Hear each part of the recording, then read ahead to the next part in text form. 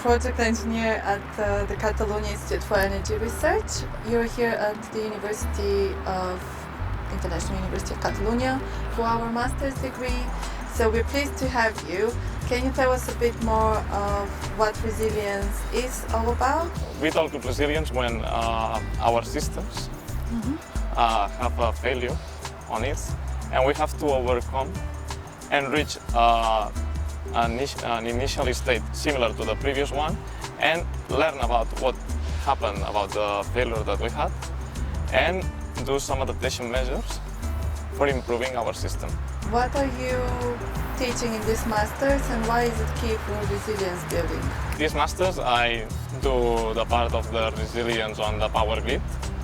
It is important on the resilience of buildings because, as I said before, we ensure that the energy would still reach in our buildings in the case of a failure of an extreme event.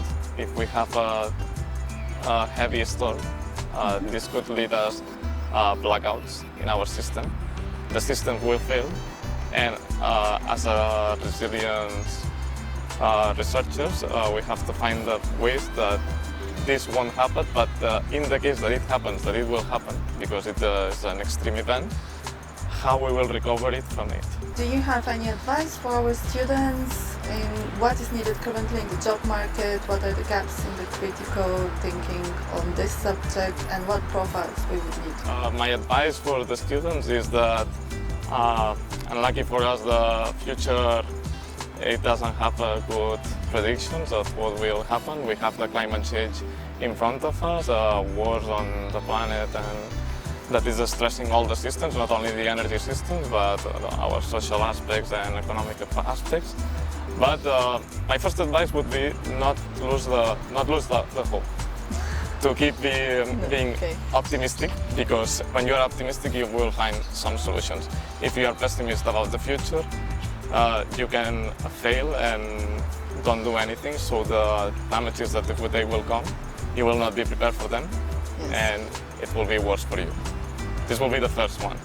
And as a resilience on the energy, I will tell them that this gap on the market, it is really extensive. On the research, we have a lot of lines, as I said before, investigating on how improve our systems, their resilience.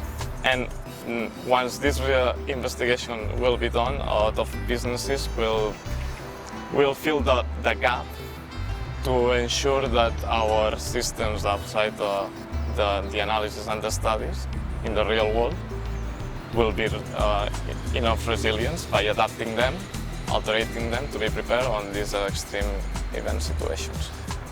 Okay, so be optimistic for the future. The gap is really extensive, so we have our opportunities lying there. Exactly, that's a good summary. Great, thank you for having us, and thank you for teaching us some really good points for the past few days. Thank you to you, Darina. It was nice to be here. Nice to meet you. Nice to meet you.